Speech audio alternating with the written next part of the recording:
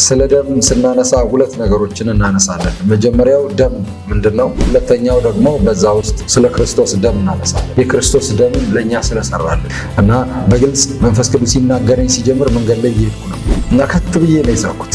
አንድ እውነት ሲገባኝ ከት ብዬ ነው የሳኩት። ስለዚህ ወንድም ደም ወደ እኔ ሄዷል ሲለው አሁንም አለ እንዴ? አሁን ያገኘኝ ይገለኛል። ይህን ፕሮናውንስ ያደረገው ቃየል ነው ራሱ። አሕዛብ የሚያመልኩት ለእንስሳ ደም እናፍስስ ብለው አይደለም፣ እንዲሁ ዝም ብለው በየቦታው እያፈሰሱ ነው። በየቦታው ዲመን ኦፍ ጎድ። ለምን? ፍጡር ህይወቱ በደም ውስጥ ነው ያለው። ህይወቱ ደሙ ነው። ደሙ ከነ ህይወቱ አትብላ። ደም የመብላት ደም የመጠጣት ኤክስፒሪየንስ ያላችሁ ሰዎች ግዴታ ነው፣ ዴሊቨረንስ ያስፈልጋቸዋል። ደመኑ መውጣት አለ። በዳዊት ዘመን በየኮረብታው ይሰግዳሉ። ለማን? ለእግዚአብሔር። በየኮረብታው ለጣዖት ትሰግዳላችሁ፣ ሰይጣንን ታመልካላችሁ፣ ወይም ለአጋንንቶች ትሰዋላችሁ፣ ለአጋንንቶች ትሰዋላችሁ። የመጀመሪያ ቀን ለእግዚአብሔር ነው የሰውት። ሁለተኛው ቀን ግን ኦልሬዲ ለተሰዋው ነው የሰውት። መጀመሪያ ቀን ለተሰዋው ህይወት ነው መሰዋት የጀመሩት። የሚያስጠላቸው የነበረ ነገር ደስ ይላቸዋል። መጥፎ የሆነ ነገር ይፈልጋሉ። ለዚህ ነው ጤናማ አስተሳሰብ የሌላችሁ እናንተ አይደላችሁም፣ እነሱ ናቸው። ለዚህ ነው ለፍየል የምትጮሁት፣ እንደ በሬ የምትራገጡት፣ የምትጋጩት በግንባር ለግንባር። ለዚህ ነው ተመልከቱ እስቲ፣ ሴሬሞኒዎቹን ተመልከቱ እስቲ፣ የሚደረጉትን እስቲ ተመልከቱ። ከዛስ ምን ይደረጋል? ያፈሰሱትን ደም ቀድተው ይጠጡታል። ያ ህይወት በእነሱ ይኖራል። ፈጽሞ ልታስቡ የማትችሉትን ካራክተር እነሱ ላይ ታገኛላችሁ። እይታው አስተሳሰቡን የለወጠ እሱ ነው። እጁ ላይ ያለውን ገንዘብ ሳር መግዣ ብቻ ያደረገው እሱ ነው።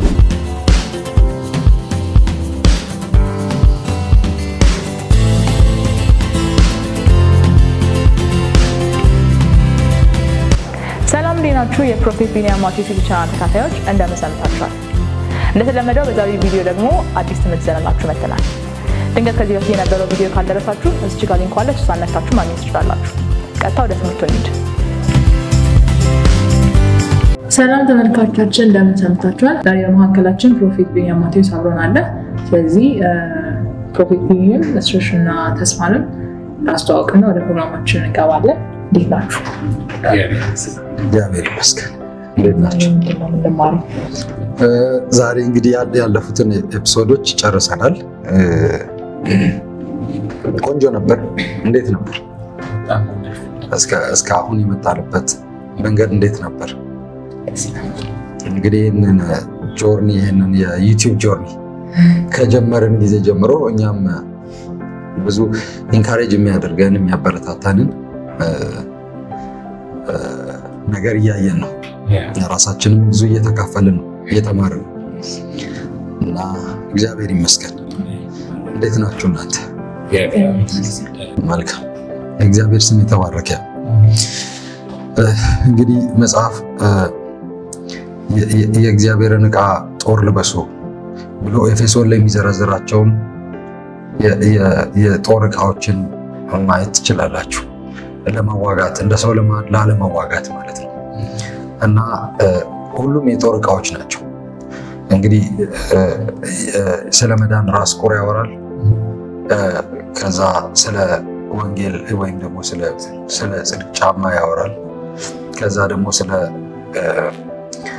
ምንድነው የጽድቅ ጦር ይላል፣ የወንጌል ጫማ ይላል፣ የመዳን ራስ ቁር ይላል፣ የእምነት ጋሻ ይላል። ከዛ ደግሞ የመንፈስ ሰይፍ፣ እሱም የእግዚአብሔር ቃል ነው ይላል።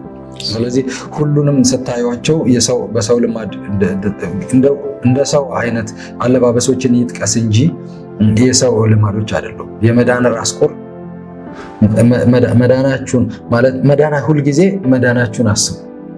ሁልጊዜ መዳን የራስ ቁር ነው፣ መሸፈኛ ነው ማለት የመዳኑ እውቀት ማለት ነው። ከዛ የወንጌል ጫማ ይለዋል። ጫማ ነው፣ የወንጌል ጫማ። ከዛ ደግሞ የጽድቅ ጥሩር ነው ይላል። ከዛ ደግሞ የመንፈስ ሰይፍ ነው ይላል። የምንዋጋው መሳሪያ ደግሞ ወይም ደግሞ የምንመታበት መሳሪያ ደግሞ የእግዚአብሔር ቃል ነው። የምንመታበት መሳሪያ እውነት ነው።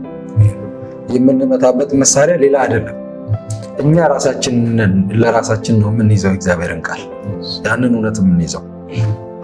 ስለዚህ እግዚአብሔር ይመስገን በተማርን ባወቅን ወደ ብርሃን በመጣን ቁጥር እየበረታን እንሄዳለን፣ እያሸነፍን እንሄዳለን፣ ውጊያውን እያፋፋምን እንሄዳለን፣ ምርኮ እየሰበሰብን እንሄዳለን። ጌታ ይመስገን። ክብር ለእግዚአብሔር ይሁን። እንግዲህ ዛሬውን እናነሳለን። እግዚአብሔር ስም የተባረከ ይሁን። እግዚአብሔር ከኛ ጋር ስለሆነ እናመሰግነዋለን። እግዚአብሔር እየረዳን ስላለ እናመሰግነዋለን። ይሄ የእሱ ፍላጎት የእሱ ፈቃድ ስለሆነ እናመሰግናለን። እናም ደግሞ ያስተምረናል። አሁን ያስተምረናል። አስተማሪ ከአንተ አይሰወርብህም ተብሎ ተጽፏል። እሱ የኛ አስተማሪ ነው። አሜን። ስለ ብለድ ስለ ደም እናነሳለን ዛሬ። ስለ ደም ስናነሳ ሁለት ነገሮችን እናነሳለን። መጀመሪያው ደም ምንድን ነው? ሁለተኛው ደግሞ በዛ ውስጥ ስለ ክርስቶስ ደም እናነሳለን። የክርስቶስ ደም ለእኛ ስለሰራልን ማለት ነው፣ ለእኛ ስላደረገልን፣ ስለ ብለድ ስለ ደም አሜን። እና መጀመሪያ ስለዚህ ስትሮንግ በሆነ መንገድ መንፈስ ቅዱስ ያስተምረኝ መንገድ ላይ እየሄድኩ ነበር እና በግልጽ መንፈስ ቅዱስ ሲናገረኝ ሲጀምር መንገድ ላይ እየሄድኩ ነበር እና ከት ብዬ ነው የሳኩት። አንድ እውነት ሲገባኝ ከት ብዬ ነው የሳኩት። ከት ብዬ ጌታ ይመስገን። እና ዛሬ ከት ብላችሁ ትስቃላችሁ። ይህን ሰምታችሁ ከት ብላችሁ ትስቃላችሁ። ከት ብላችሁ ትስቃላችሁ። ስለ ደም እንማራለን። መጽሐፍ ቅዱስ ስለ ደም ምን ይላል? እንግዲህ ነግራችኋለሁ በባለፈው ጊዜ ደም ሲል ውሃውን ብቻ አይደለም የሚለው፣ ደሙ ሲል ደሙ ውስጥ ያለውንም ክፍል ነው የሚለው፣ ላይፉንም ነው የሚለው። ስለዚህ የእግዚአብሔር ስም የተባረከ ይሁን። ስለዚህ ስለ ደም እንዲህ መጽሐፍ ምን ይላል? እንግዲህ መጀመሪያ ስለ ደም የተጻፉ ክፍሎችን ወይም እግዚአብሔር በግልጽ የተናገራቸውን ክፍሎች እናያለን። ሌዋውያን 17 ላይ፣ ዘዳግም 12 ላይ፣ ዘዳግም 12 ላይ ከቁጥር 16 እና ከቁጥር 22 እስከ 25 ያለውን ሌዋውያን 17 እናያለን። ሌሎችም ክፍሎች አሉ። ዘፍጥረት 9 ቁጥር 4 እስከ 6 ነው የሚጀምረው። መጀመሪያ ዘፍጥረት 9 ከቁጥር 4 እስከ 6 ከኖህ ጋር እግዚአብሔር ቃል ኪዳን ሲገባ ለኖህ አሁን አዲስ ነገር ነውን ያስተምረዋል። ምን ይለዋል እግዚአብሔር? አሁን አርዶ መብላት ትችላለህ። ከዚህ በፊት አርዶ መብላት አይችልም። እንግዲህ ምድር በምንድነው በጥፋቷ ከመጥፋቷ በፊት ሰው አርዶ መብላት አይችልም። ሰው ቬጂቴሪያን ነው የነበረው እና ቬጂቴሪያን ከመሆን ሰው ነው ያወጣው እና የቀየረው እግዚአብሔር ነው። ኮቨነንት ነው የቀየረው። ኪዳን ነው ከቬጂቴሪያንነት ያወጣው። ሌላ ኪዳን ነው ከቬጂቴሪያንነት ያወጣው። ሰው የሚበላ የሚጠጣ መሆን አለበት። ሰው ካልበላ፣ ስጋውን ካልበላ፣ ደሙን ካልጠጣ ሰው አይድንም። ስለዚህ ሰው መብላት፣ ስጋውን፣ ደሙን መጠጣት መለማመድ አለበት። ለዛ አዌር መሆን አለበት። መንፈሱ አዌር መሆን አለበት እና ያ ፕሬዘንቴሽን ሲመጣ ሬዲ መሆን አለበት። ካርኒቫሊስት አይደለም እግዚአብሔር ያደረገው። ካርኒቫሊስት አይደለም ያደረገው እግዚአብሔር፣ ግን ሌላ ኮቨነንት ነው ኢንትሮዲውስ ያደረገው እግዚአብሔር በዚህ ቦታ ላይ እና እዚህ ቦታ ላይ ሰው ወድቋል። አዎ መጀመሪያ፣ ከዛ የጥፋት መጀመሪያም ወድቋል። ስለዚህ ሰው ሌላ ውድቀት ስለወደቀ አይደለም፣ በቃ ወድቋል። ያንን ውድቀት እየተለማመደ መጥቷል እና የጥፋት ውሃ መጣ። ከዘፍጥረት ምዕራፍ 6 ላይ ስለ ጥፋት ውሃ ኖህን እግዚአብሔር ሲያማክረው እናያለን። ከዛ በኋላ የጥፋት ውሃ ሲመጣ እናያለን። ዘፍጥረት 9 ላይ ያለውን ከኖህ ጋር ያለውን እግዚአብሔር ያለውን አግሪመንት ከጥፋት ውሃ በኋላ ማለት ነው እናያለን። እሱን እስቲ ተስፋ ታነብልናለህ። ቁጥር 1 ጀምሮ እናንብበው እንየው። እስቲ ከቁጥር 1 ጀምሮ እንየው። እግዚአብሔር ኤሎሂም ኖህንና ልጆቹን እንዲህ ሲል ባረካቸው፣ ብዙ ተባዙ፣ ምድርንም ሙሏት። አስፈሪነታችሁና አስደንጋጭነታችሁ በዱር አራዊት፣ በሰማይ አዕዋፍ፣ በደረት በሚሳቡ ተንቀሳቃሽ ፍጥሮችና በባህር ዓሣዎች ሁሉ ላይ ይሁን። በእጃችሁ ተሰርተዋል። ሕያውና ተንቀሳቃሽ ፍጥር ሁሉ ምግብ ይሁናችሁ። ሕያውና ተንቀሳቃሽ ፍጡር ሁሉ ምግብ ይሁናችሁ። ለምለሙን እጽዋት እንደሰጠኋችሁ አሁን ደግሞ ሁሉን ሰጠኋችሁ። በፊት ለምለሙን እጽዋት ነው የሰጠኋችሁ። ግልጽ ነው አይደለ? በፊት የሚበሉት ለምለሙን እጽዋት፣ አሁን ደግሞ ሁሉን ሰጠኋችሁ። ነገር ግን ሕይወቱ እሺ ማለት ደሙ ገና በውስጡ ያለበትን ስጋ አትብሉ። ምኑ ደሙ መጀመሪያ ምንድን ነው ያለው? ሕይወቱ በውስጡ ያለ ማለትም ብሎ ሲያብራራ ደሙ። ስለዚህ ደሙ ሲል ስለ ቀዩ ነው እያወራ ያለው? ኖ ስለ ሕይወቱ ነው እያወራ ያለው። ግን ሕይወቱ የት ነው ያለው? ቀዩ ውስጥ ነው ያለው። ስለዚህ በውስጡ ያለውን ሕይወቱ በውስጡ ያለውን አትብላ። እሺ ነገር ግን ሕይወቱ ማለት ደሙ ገና በውስጡ ያለበትን ስጋ አትብሉ። ሰውን የገደለ ሁሉ እሺ ስለ ሟቹ ደም ሰውን መግደል አትችልም። ሰውን ለመብላት መግደል አትችልም። ሰውን ኪስ ውስጥም ለመግባት መግደል አትችልም። ለመብላት መግደል አትችልም። ሰው መግደል አትችልም። ሰው ምክንያቱም አሁን እግዚአብሔር ኢንትሮዲውስ ደሙ ውስጥ ሕይወቱ አለ። የሰውየውም ደሙ ውስጥ ሕይወቱ አለ። የእንስሳውም ደሙ ውስጥ ሕይወቱ አለ። ስለዚህ ደሙን ብታፈስ የሰውየውን ሕይወቱን ነው የምታፈሰው። ሰውየውን ትገለዋል፣ ደሙ ግን ይኖራል። ሕይወቱ ግን ይኖራል። ሕይወቱ ግን ይቀጥላል። ሰውየውን ትገለዋለህ፣ ስጋውን ትገለዋለህ፣ ስጋውን ትጎዳለህ፣ ስጋውን ታወጣለህ፣ ግን ሕይወቱ ግን ይኖራል። ስለዚህ ቀጥል። ሰውን የገደለ ሁሉ ስለሟቹ ደም ተጠያቂ ነው። የሟቹን ሰው ደም ከገዳዩ ከእንስሳም ይሁን ከሰው እሻለሁ። ከእንስሳም ቢሆን ከሰውም ቢሆን ከገዳዩ እሻለሁ። የሰውን ደም የሚያፈስ ሁሉ ደሙ በሰው እጅ ይፈሳል። ደሙ በሰው እጅ ምን ይላል? ይፈሳል። እሺ በእግዚአብሔር ኤሎሂም አምሳል ለምንድን ነው ደግሞ በሰው እጅ የሚፈሰው? እሺ በእግዚአብሔር ኤሎሂም አምሳል እግዚአብሔር ኤሎሂም ሰውን ሰርቶታልና እግዚአብሔር ኤሎሂም ሰውን የሕይወቱን ሰርቶታልና የሚኖረውን ሕይወት በደም ውስጥ የሚኖረውን ሕይወት ሰርቶታልና የሚኖረውን የሚያፈስ የሚኖረውን ከንቱ የሚያደርግ ይኖራል እኮ አሁንም መኖሩን ይቀጥላል። ያንን የሚያደርግ ተጠያቂ መሆኑ አይቀርም። ግን ምን ይላል እዚህ ቦታ ላይ ምንድን ነው የሚለው? ደሙ ውስጥ ሕይወቱ ስላለ ደሙን ምን አታድርግ? እንስሳውን ስትበላ ደሙ በውስጡ አይገኝም። ስለዚህ ምን አድርገው? የእንስሳውን ደም አፍስስ የእንስሳውን ደም። ቃየል አቤልን ገደለ። ቃየል አቤልን ከገደለ በኋላ እጁን ታጥቦ ወጣ። እግዚአብሔር አቤል የት ነው ወንድምህ ቃየል ብሎ ሲጠይቀው እኔ ወንድሜ ጠባቂ ነኝ ወይ አለው። እግዚአብሔር እንደዚህ አለ፣ እኔ እኮ ሰምቻለሁ ወንድሜን አለው። ከአንተ በፊት ተናግሯል።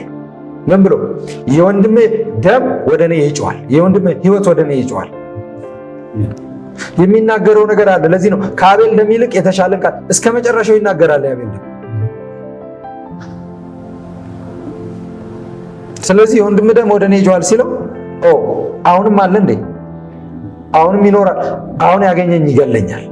ይሄን ፕሮናውንስ ያደረገው ቃየል ነው ራሱ ላይ የገዳዮች ቁንጮ ስለሆነ ለገዳዮች ፕሮናውንስ ያደረገው እሱ ነው። ደሙን ያፈሰሰ ደሙ ይፈሳል የሚለውን ፕሮናውንስ አደረገ። ምክንያቱም በቃ ወዲያውኑ አወቀ ደም ማፍሰስ እንደሚቻል ገባው። ስለዚህ ደሙም ይፈሳል ማለት ነው።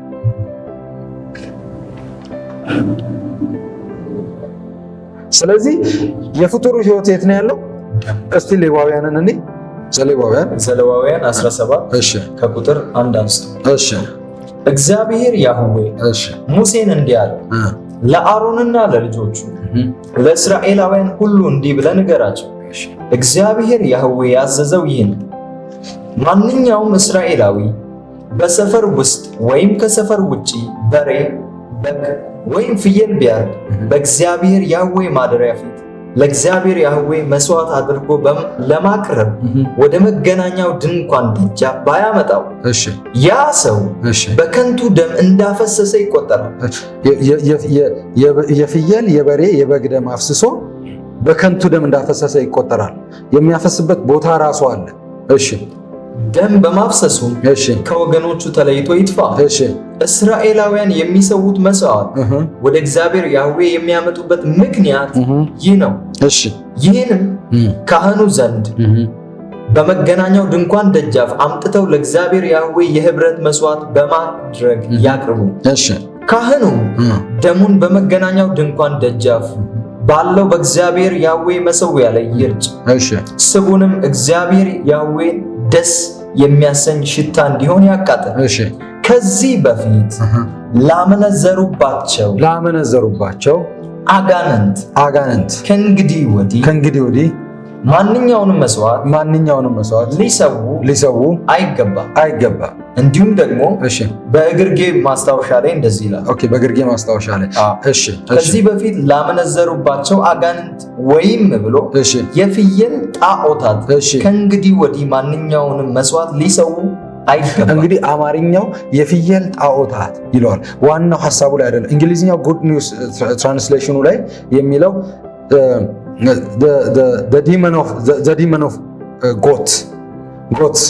demon of goats ደሙን ሲያፈሱ የፍየል አጋንንቶች ወይም ደግሞ የፍየል መንፈሶች the demon of goats አምልኮን እንዳይቀበሉ the demon of goats። አሁን ይህንን ማለት ወደዚህ ከመምጣቴ በፊት ስለ ደም እናውራ። ይህን እንመለስበታለን። ስለ ደም በደሙ ምን አለ? በደሙ ውስጥ ብለናል፣ ህይወቱ አለ። ይሄን ማን ነው የሚለው?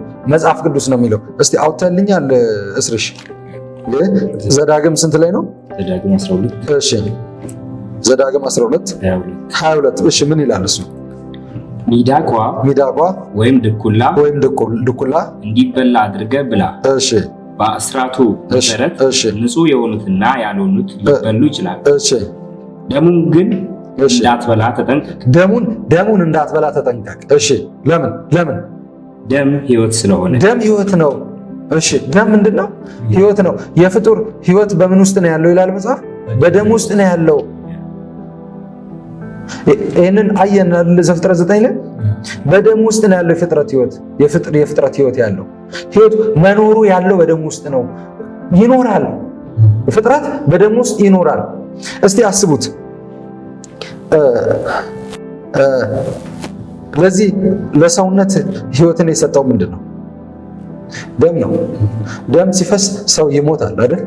ደም ሲፈስ ሌላው እንስሳ ይሞታል አይደል? ሰው እንስሳን ሲያርድ ምን አድርጎ ነው የሚያርደው? ደሙን በማፍሰስ ነው የሚገለው አይደል? ወይም ደግሞ ደሙ እንዳይንቀሳቀስ በማድረግ ነው የሚገለው። ወይ አንቆ ይገለዋል። አንቆ ይገለውና ስጋ ውስጥ ደሙ እንዲቀር ያደርጋል። ስጋ ውስጥ ደሙ ሲቀር ህይወቱ ስጋ ውስጥ ይቀራል።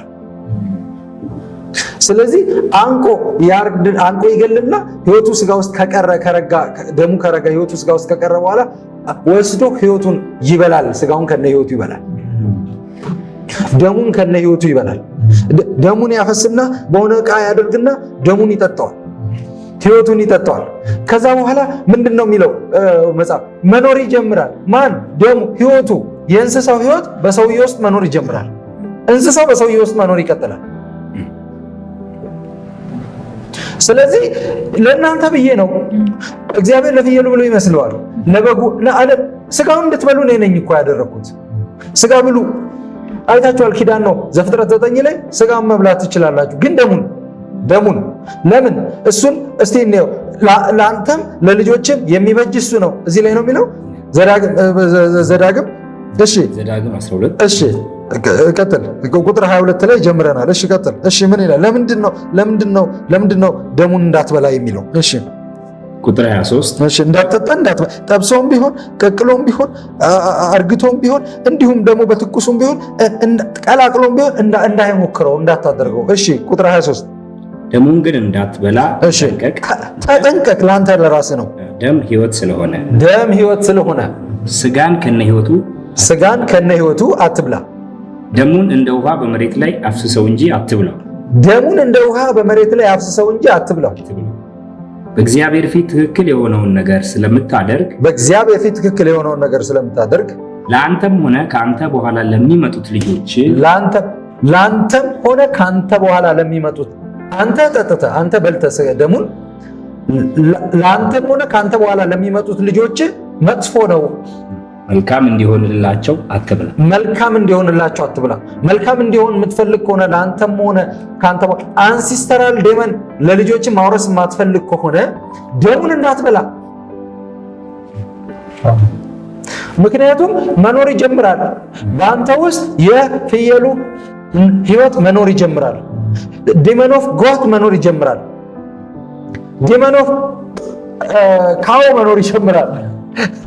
በአንተ ውስጥ የዶሮ ደም ጠጣ፣ የዶሮ ህይወት መኖር ይጀምራል።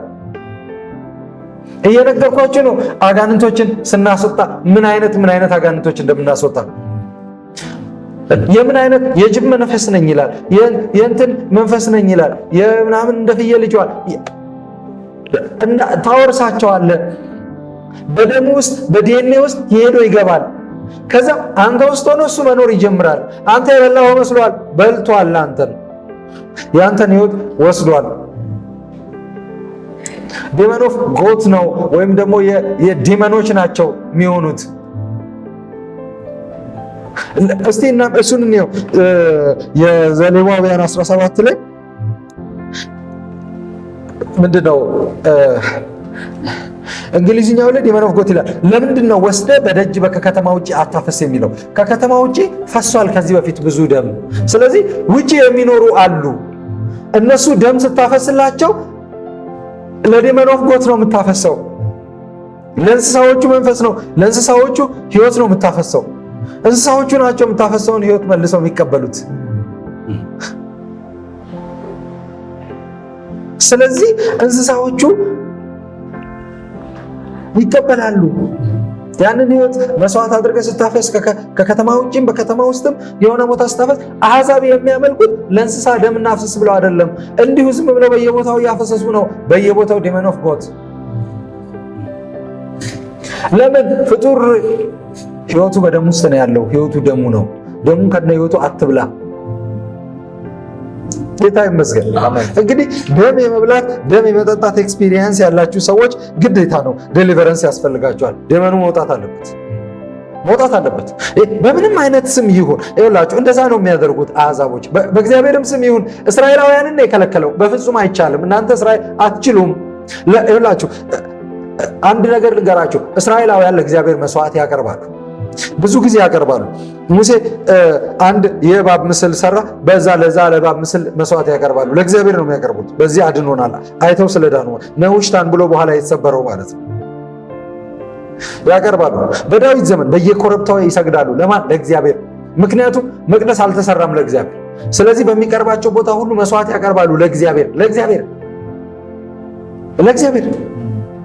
እስራኤላውያን ያህዌ ኤሎሂም ያህዌ እያሉ ለእግዚአብሔር ያቀርባሉ። በየቦታው ይሰግዳሉ፣ በየተራራው ይሰግዳሉ፣ መስዋዕት ያቀርቡለታል፣ ደም ያፈሳሉ። በሰለሞን ዘመን ነበር፣ በዳዊት ዘመን ነበር።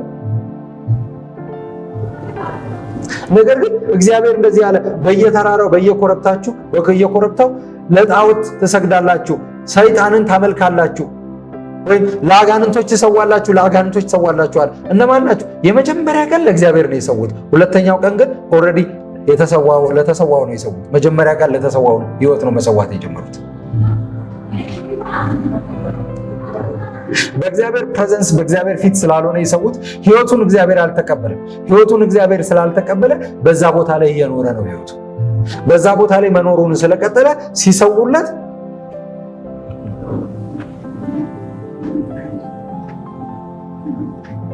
በዛ ያ ህይወት ይቀበላል።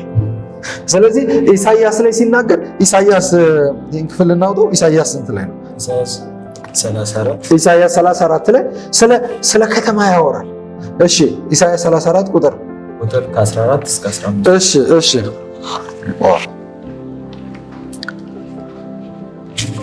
የምድረ በዳ አራዊት ከጅቦች ጋር አብረው ይሆናሉ። አሁን ስለ እንስሳ ነው እያወራ ያለው። እንስሳ የምድረ በዳ አራዊት ከዛ ከበላይ ምንድን ነው የሚለው?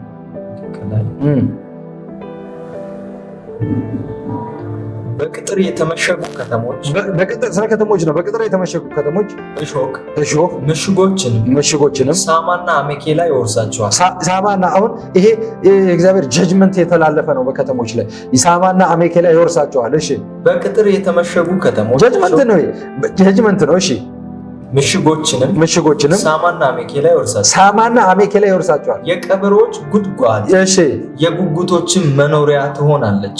የቀበሮች ጉድጓድ የጉጉቶችን መኖሪያ ትሆናለች። እሺ የምድረ በዳ አራዊት ከጅቦች ጋር አብረው ይሆናሉ። በበረሃ ፍየል የሚመሰሉ አጋንንትም እርስ በርስ ይጠራራሉ። እርስ በርስ ምን ይላሉ? ይጠራራሉ። እሺ የሌሊት ፍጥረታት ማረፊያቸውን በዚያ ያደርጋሉ። ለራሳቸው የማረፊያ ቦታ ያገኛሉ። ምን እያለ ነው እግዚአብሔር እያለ? አሁን ምን እያልክ ነው አንተ ልትሉኝ ትችላላችሁ። ጅቦችን፣ አራዊቶችን፣ ቀበሮችን ከአጋንንቶች ጋር እንስሳዎች እያለ ነው እግዚአብሔር። እንደ እንስሳ እየጠራቸው ነው። ለምንድን ነው? የነዚህ አጋንንቶች የፈሰሱ እንስሳዎች ህይወት ነው፣ ደም ነው። እንደ በበረሃ ፍየል ተመስለው ከዛ እርስ በርስ ይጠራራሉ። ድምፅ አላቸው፣ እርስ በርስ ይጠራራሉ። ወንድም አቤል የት ነው? አቤል የት ነው? አቤል ጠባቂ ነኝ እኔ። የወንድሜ የደሙ ድምፅ ወደ እኔ ይጮሃል። ከምድር ከየት? እግዚአብሔር ያለው የወንድሜ የደም ድምፅ ሲኦል ሆኖ ይጮሃል፣ ወይም በሰማይ ሆኖ ይጮሃል አላለው። ከምድር የወንድሜ የደም ድምፅ ወደ እኔ ይጮሃል። ዕብራውያን ጻፊ መጣና ከአቤል ደም ይልቅ የአቤል ደም እስከ መጨረሻው ይጮሃል። ወንድሙን አትፈርድም፣ ያደረገብኝን የሆነብኝን ንጹህ ነኝ፣ ግን አፍስሶኛል፣ ገሎኛል፣ አውጥቶኛል፣ ቦዲ አልባ አድርጎኛል፣ አካል አልባ አድርጎኛል። ስለዚህ አካል እፈልጋለሁ ይላል። ስማርት ናቸው አጋንንቶች። ቦዲ ይፈልጋሉ፣ ቦዲም ይመርጣሉ። ስማርት ናቸው። ደሙን ስትጠጡ ኤግዛክትሊ እናንተ ውስጥ መኖር ይጀምራሉ። እና የአጋንንቶቹ መልክ የአጋንንቶቹ ኔቸር ስለሚለያይ ሰዎቹም አጋንንቶቹ ከያዛቸው በኋላ የነሱን ፍላጎት ይቀየራል። ደስ የሚላቸው የነበረ ነገር ያስጠላቸዋል። የሚያስጠላቸው የነበረ ነገር ደስ ይላቸዋል። መጥፎ የሆነ ነገር ይፈልጋሉ፣ ጥሩ የሆነ ነገር አይፈልጉም፣ ይጠላሉ። ምክንያቱም ያንን የሚፈልገው በእነሱ ውስጥ መኖር የጀመረው ህይወት ነው። አጋንንቶች ናቸው። እነሱ መኖር ያቆማሉ።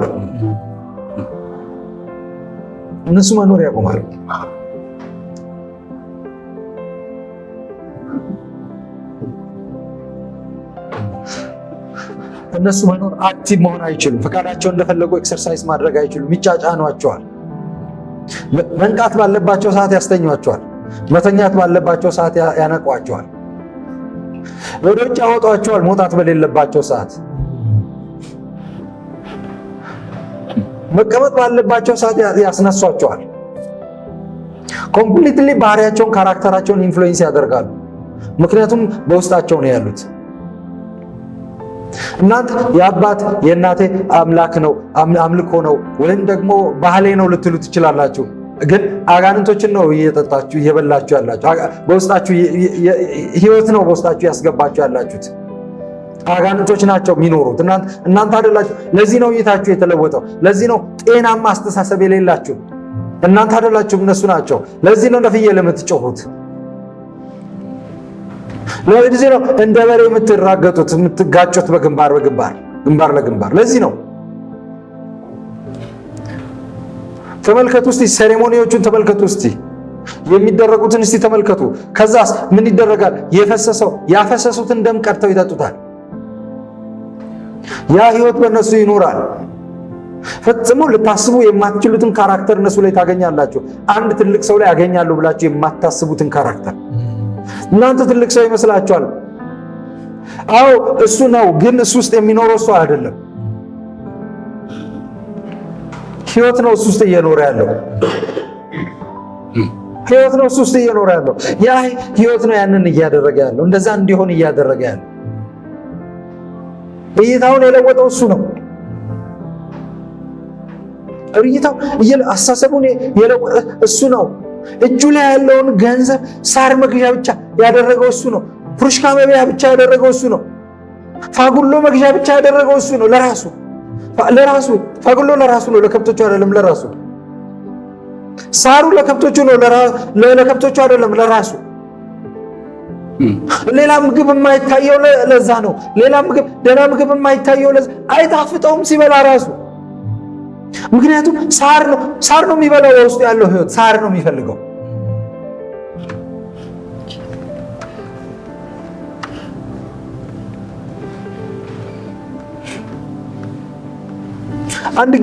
አንድ ጊዜ ታስታውሳላችሁ፣ በደንብ ታስታውሳላችሁ። አንድ ልጅ መጣ ሊጸለይለት አየሁት። ሰው አየሁ እሱ ውስጥ ሰው። አንተ የሰው ስጋ በልተሃል አልኩት። ታስታውሳላችሁ አይደል? በልቻለሁ አለ። የሰው ስጋ 2 በልቷል። የሰው ደም ጠጥቷል 2 ጊዜ። የሰው ህይወት አለ እሱ ውስጥ። ሌላ ሰው እየኖረ ነው። እሱ ሞቷል የሚለው ሰው እየኖረ ነው እሱ ውስጥ። እና ልጁ ተቅበዝባዥ ነው የነበረው። ፊት ሁሉ በጣም ነው የሆነ ነገር ነው ብቻ የነበረው። ታስታውሳላችሁ አይደለም? በአንድ ወር ውስጥ ተቀየረ። እጅን አክሎ የነበረ ልጅ በአንድ ወር ውስጥ ተቀየረ፣ ወፈረ፣ ሁሉ ነገር ተቀየረ፣ ፋይናንስ ሁሉ ነገሩ ተቀየረ። ግን ኮምፕሊት እንዲሆን ደግሞ መጠበቅ አለበት። ዲሊቨረንስ ፕሮሰስ ነው ማለት ከውስጡ መንፈሱ ከወጣ በኋላ ከውስጡ ህይወቱ ከወጣ በኋላ ህይወቱ ያስቀመጠው ትዝታ፣ ህይወቱ ያስቀመጠው አስተሳሰብ፣ ህይወቱ ያስቀመጠው ማይንድ ሴት ደግሞ በፕሮሰስ መውጣት አለበት። እየኖረ ነው፣ አስለምዶት ሄዷል። ኤክስፒሪየንስ አለው፣ የዛ ህይወት ኤክስፒሪየንስ አለው። ከዛም ኤክስፒሪየንስ ነፃ መውጣት አለበት። ጠዋት በዚህ ሰዓት ተነስ ብሎታል፣ ከሰዓት በዚህ ሰዓት እንደዚህ አድርግ ብሎታል፣ ማታ በዚህ ሰዓት እንደዚህ አድርግ ብሎታል። ቀኑን ይዞበታል። ሰዎችን እንደዚህ ብለህ ሰላም በል ብሎታል። እንደዚህ አድርገህ እንደዚህ አድርግ ብሎታል። ስትጽፍ እንደዚህ ነው፣ ስትበላ ስታይ እንደዚህ ነው፣ እንዲህ አይነት ምግብ ነው ጥሩ ብሎታል። ስለዚህ ከሄደ በኋላ ያ ህይወት ተመልሶ በሱ እንዳይመጣ መጽዳት የለበትም። መቆሸሽ ነው፣ ብዙ ቆሻሻ መግባት አለበት። ያ ህይወት የማይፈልገው ቆሻሻ፣ ንጹህ ነገር ማለት ነው ለስፒሪቱ። ለዛ ህይወት ለዛ መንፈስ ቆሻሻ የሆነ ለእግዚአብሔር ግን ንጹህ የሆነ ማለት የንጹህ አስተሳሰብ መምጣት አለበት። ጸድቶ ሲያገኘው ወደ ቤቴ እሄዳለሁ አለና ከሱ የሚበረቱትን ይዞ መጣ ይላል። ለሰይጣን በሰይጣን ቋንቋ መጽዳት የለበትም። በእግዚአብሔር ቋንቋ ግን መጽዳት አለበት። አስተሳሰቡ መቀየር አለበት። ላይፍ ስታይሉ መቀየር አለበት። ሙሉ በሙሉ መለወጥ አለበት። መማር አለበት። ማወቅ አለበት። ወደ ብርሃን መምጣት አለበት። መወሰን አለበት። ማመን አለበት። ያን የነበረውን ልምምዱን ኢንቴንሽናሊ እምቢ ማለት አለበት። ጠዋት ተነስተህ እንዲያርግ ሲለው አላደርግም ማለት አለበት። ልምምዱም ይሄዳል። ከውጭ ሆኖ ኮንትሮል ማድረግ አይችልም። መግቢያውን መንገድ ማግኘት አይችልም።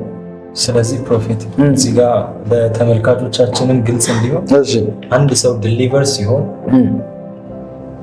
ዲሊቨረንስ ጀመረ እንጂ አላለቀም ማለት ነው። ዲሊቨረንስ አንድ ሰው ሲጮህ ካየን ይሄ ዲሊቨረንስ ጅማሮ ነው ማለት ነው።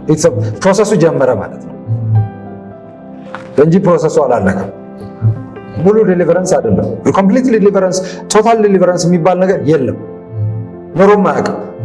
ፕሮሰስ ነው የለም። ምክንያቱም ቶታል ፖሰሽን የለም፣ አልነበረም። በፕሮሰስ ነው እዚህ የደረሰው። ስለዚህ አካሉ ከወጣ በኋላ ያ ህይወት ከወጣ በኋላ ያ ህይወት ያስቀመጠውም ነገር መጽዳት አለበት፣ መጥራት አለበት። በፕሮሰስ ምን እንደሆነ የሚታወቀው በፕሮሰስ ነው። ማኒፌስት ያደርጋል፣ በየቀኑ ማኒፌስት ያደርጋል። ብርሃን በመጣ ቁጥር በየቀኑ ራሱን ይገልጣል። ያኔ ይወጣል። ወደዚህ እንምጣ፣ ወደ ደም እንምጣ። የእግዚአብሔር ስም የተባረከ ይሁን። እግዚአብሔር ነብዩን መጣና ተናገረው፣ እንደዚህ አለው፣ የንጹህ ሰው ደም በእጅ ስለፈሰሰ አንተ ለኔ ልትሰራልኝ አትችልም። ህብረት ፈጠሩ በዚህ ቃል ኪዳን። ስለዚህ ገባዖናውያን በኋላ ላይ እንዳታለሏቸው እነ ኢያሱ አወቁ። የዛኔ እነ ኢያሱ ሲቆጡ እግዚአብሔር ቃል ኪዳን አድርጋችኋልና ቃል ኪዳናችሁን መጠበቅ አለባችኋል። ይህ ቃል ኪዳን ፓወር ነው። እግዚአብሔር ኮንሰልት ሳታደርጉ አትግቡ። ቃል ኪዳን አትቸኩሉ፣ ራሽ አትፍጠሩ። እሺ ይመጣሉ አትበሉ፣ እሺ አትበሉ።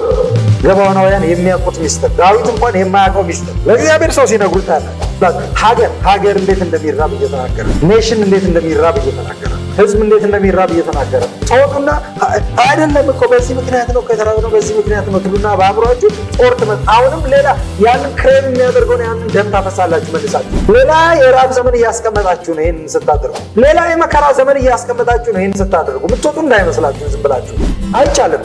ጠይቁ፣ ካውንስል አድርጉ። ትላንት ሊገሏቸው እንደዚህ ሊያጠፏቸው የተነሷቸውን ጠራቸው፣ ቤተ መንግስት ጠራቸው። ምን ላድርግ እንደ ምን ይሻላል?